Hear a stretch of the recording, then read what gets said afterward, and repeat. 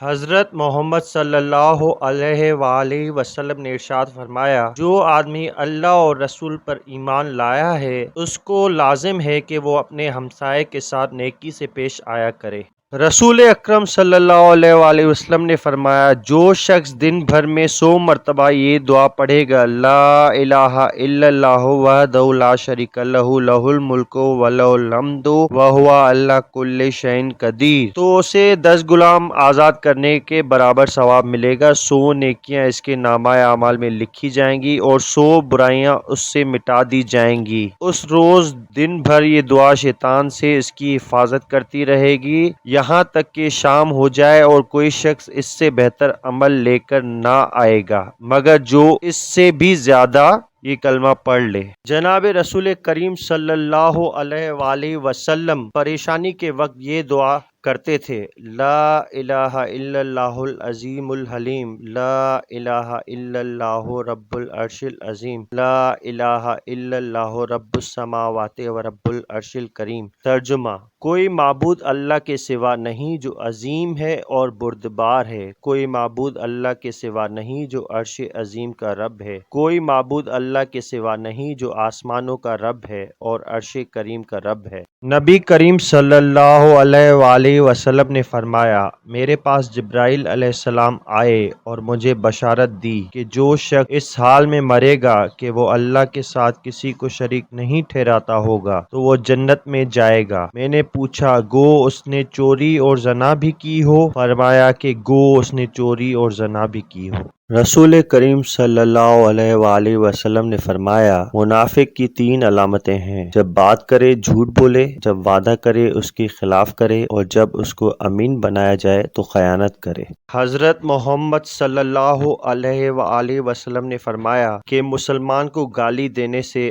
آدمی فاسق ہو جاتا ہے اور مسلمان سے لڑنا کفر ہے۔ حضرت محمد صلی اللہ علیہ وآلہ وسلم نے فرمایا، مسلمان وہ ہے جس کی زبان اور ہاتھ سے مسلمان بچے رہیں، اور مہاجر وہ ہے جو ان کاموں کو چھوڑ دے جن سے اللہ نے منع فرمایا ہے۔ نبی کریم صلی اللہ علیہ وآلہ وسلم نے ارشاد فرمایا، بندہ اپنے پروردگار سے سب سے زیادہ قریب اس وقت ہوتا ہے جب وہ سجدے کی حالت میں ہو۔ نبی کریم صلی اللہ علیہ وآلہ وسلم نے ارشاد فرمایا، مسلمانوں، تم جانتے ہو کہ غیبت کس کا نام ہے؟ جب تم پیٹھ پیچھے اپنے مسلمان بھائی کا ذکر برائی کے ساتھ کرتے ہو تو اگر وہ برائی اس میں ہے تو یہ غیبت ہے، اور اگر وہ برائی اس میں نہیں ہے تو یہ تہمت ہے۔ نبی کریم صلی اللہ علیہ وآلہ وسلم نے ارشاد فرمایا، اللہ کی قسم، یقیناً اللہ تعالیٰ اپنے بندے کی توبہ اور تمہارے اس آدمی کی خوشی سے زیادہ خوش ہو جاتے ہیں جو وسیع بیابان میں اپنی گمشدہ سواری کو پالے۔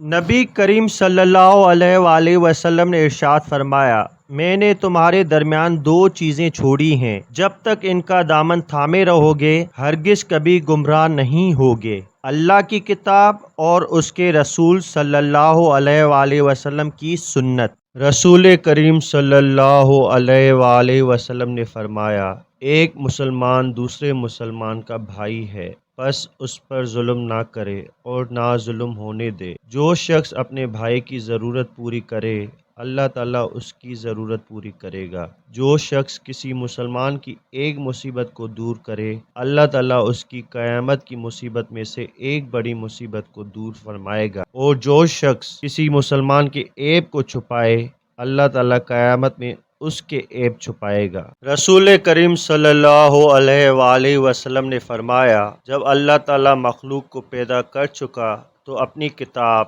لوح محفوظ میں جو اس کے پاس عرش پر موجود ہے اس نے لکھا کہ میری رحمت میرے غصے پر غالب ہے۔ ایک دیہاتی نبی کریم صلی اللہ علیہ وآلہ وسلم کی خدمت میں آیا اور عرض کی، آپ مجھے کوئی ایسا کام بتائیے جس پر اگر میں ہمیشگی کروں تو جنت میں داخل ہو جاؤں۔ آپ صلی اللہ علیہ وآلہ وسلم نے فرمایا کہ اللہ کی عبادت کر، اس کا کسی کو شریک نہ ٹھہرا، فرض نماز قائم کر، فرض زکوٰۃ دے اور رمضان کے روزے رکھ۔ دیہاتی نے کہا، اس ذات کی قسم جس کے ہاتھ میں میری جان ہے، ان عملوں پر میں کوئی زیادتی نہیں کروں گا۔ جب وہ پیٹھ موڑ کر جانے لگا تو نبی کریم صلی اللہ علیہ وآلہ وسلم نے فرمایا کہ اگر کوئی ایسے شخص کو دیکھنا چاہے جو جنت والوں میں سے ہو تو وہ اس شخص کو دیکھ لے۔ حضرت انس رضی اللہ تعالیٰ عنہ سے روایت ہے کہ رسول اکرم صلی اللہ علیہ وآلہ وسلم نے ارشاد فرمایا، ہر وہ شخص جہنم سے نکلے گا جس نے لا الہ الا اللہ کہا ہوگا اور اس کے دل میں ایک جو کے وزن کے برابر بھی بھلائی ہوگی، یعنی ایمان ہوگا۔ پھر ہر وہ شخص جہنم سے نکلے گا جس نے لا الہ الا اللہ کہا ہوگا اور اس کے دل میں گندم کے دانے کے برابر بھی خیر ہوگی، یعنی ایمان ہوگا۔ پھر ہر وہ شخص جہنم سے نکلے گا جس نے لا الہ الا اللہ کہا ہوگا اور اس کے دل میں ذرہ برابر بھی خیر ہوگی۔ دوستو یہ بخاری شریف کی حدیث نمبر 44 ہے۔ حضرت انس رضی اللہ تعالی عنہ سے روایت ہے کہ رسول کریم صلی اللہ علیہ وآلہ وسلم نے ارشاد فرمایا، ایمان کی حلاوت اسی کو نصیب ہوگی جس میں 3 باتیں پائی جائیں گی۔ ایک یہ کہ اللہ تعالیٰ اور ان کے رسول کی محبت اس کے دل میں سب سے زیادہ ہو۔ دوسرا یہ کہ جس شخص سے بھی محبت ہو صرف اللہ تعالیٰ ہی کے لیے ہو۔ تیسرا یہ کہ ایمان کے بعد کفر کی طرف پلٹنے سے اس کو اتنی نفرت اور ایسی اذیت ہو جیسے کہ آگ میں ڈالے جانے سے ہوتی ہے۔ حضرت انس بن مالک رضی اللہ تعالیٰ عنہ سے روایت ہے، رسول کریم صلی اللہ علیہ وآلہ وسلم عید الفطر کے دن نہ نکلتے جب تک کہ آپ صلی اللہ علیہ وآلہ وسلم چند کھجوریں نہ کھا لیتے۔ حضرت ابو بکر صدیق رضی اللہ تعالیٰ عنہ نے رسول کریم صلی اللہ علیہ وآلہ وسلم سے کہا، یا رسول اللہ،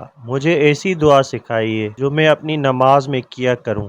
حضرت صلی اللہ علیہ وآلہ وسلم نے فرمایا کہ یہ پڑھا کرو، اے اللہ، میں نے اپنی جان پر بہت ظلم کیا اور تیرے سوا گناہوں کو اور کوئی نہیں بخشتا، بس میرے گناہ اپنے پاس سے بخش دے، بلا شبہ تو بڑا مغفرت کرنے والا، بڑا رحم کرنے والا ہے۔ نبی کریم صلی اللہ علیہ وآلہ وسلم نے اپنے رب سے روایت کیا کہ اللہ پاک فرماتا ہے کہ جب بندہ مجھ سے ایک بالشت قریب ہوتا ہے تو میں 1 ہاتھ اس سے قریب ہوتا ہوں، اور جب بندہ مجھ سے 1 ہاتھ قریب ہوتا ہے تو میں اس سے 2 ہاتھ قریب ہوتا ہوں، اور جب وہ میرے پاس پیدل چل کر آتا ہے تو میں دوڑ کر آ جاتا ہوں۔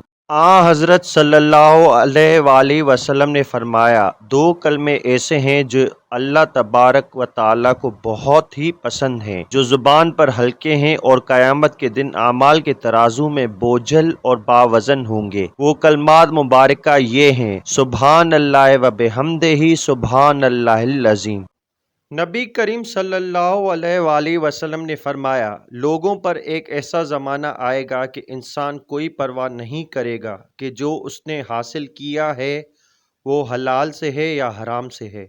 حضرت انس بن مالک رضی اللہ تعالیٰ عنہ نے بیان کیا کہ میں نے سنا رسول اکرم صلی اللہ علیہ وآلہ وسلم فرما رہے تھے کہ جو شخص اپنی روزی میں کشادگی چاہتا ہو یا عمر کی درازی چاہتا ہو تو اسے چاہیے صلہ رحمی کرے۔ حضرت ابو ہریرہ رضی اللہ تعالیٰ عنہ نے بیان کیا کہ میں نے خود نبی کریم صلی اللہ علیہ وآلہ وسلم کو یہ فرماتے ہوئے سنا کہ سامان بیچتے وقت دکاندار کے قسم کھانے سے سامان تو جلدی بک جاتا ہے لیکن وہ قسم برکت کو مٹا دینے والی ہوتی ہے۔ نبی کریم صلی اللہ علیہ وآلہ وسلم نے فرمایا، ایک تاجر لوگوں کو قرض دیا کرتا تھا، جب کسی تنگ دست کو دیکھتا تو اپنے نوکروں سے کہہ دیتا کہ اس سے درگزر کر جاؤ، شاید کہ اللہ تعالیٰ بھی ہم سے آخرت میں درگزر فرمائے۔ چنانچہ اللہ تعالیٰ نے اس کے مرنے کے بعد اس کو بخش دیا۔ رسول اکرم صلی اللہ علیہ وآلہ وسلم نے فرمایا، جب رمضان کا مہینہ آتا ہے تو آسمان کے دروازے کھول دیے جاتے ہیں، جہنم کے دروازے بند کر دیے جاتے ہیں اور شیاطین کو زنجیروں سے جکڑ دیا جاتا ہے۔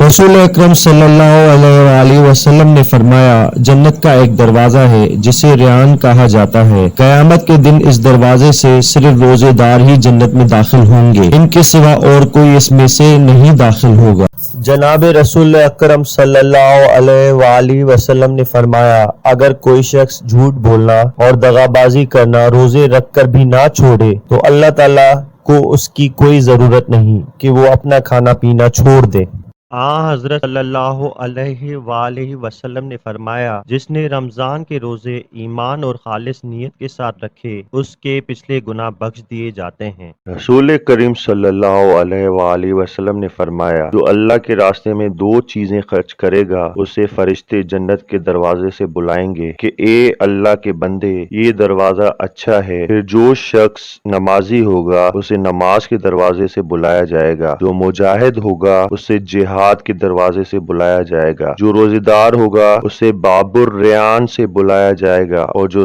زکوٰۃ ادا کرنے والا ہوگا اسے زکوٰۃ کے دروازے سے بلایا جائے گا۔ اس پر حضرت ابو بکر صدیق رضی اللہ تعالیٰ عنہ نے پوچھا، میرے ماں باپ آپ صلی اللہ علیہ وآلہ وسلم پر فدا ہوں۔ یا رسول اللہ صلی اللہ علیہ وآلہ وسلم، جو لوگ ان دروازوں میں سے کسی ایک دروازے سے بلائے جائیں گے مجھے ان سے بحث نہیں۔ آپ یہ فرمائیں کہ کیا کوئی ایسا بھی ہوگا جسے ان سب دروازوں سے بلایا جائے گا؟ آپ صلی اللہ علیہ وآلہ وسلم نے فرمایا کہ ہاں، اور مجھے امید ہے کہ آپ بھی انہی میں سے ہوں گے۔ نبی کریم صلی اللہ علیہ وآلہ وسلم نے فرمایا، شب قدر کو رمضان کے آخری عشرے میں تلاش کرو، جب 9 راتیں باقی رہ جائیں یا 5 راتیں باقی رہ جائیں، یعنی 21ویں یا 23ویں یا 25ویں راتوں میں شب قدر کو تلاش کرو۔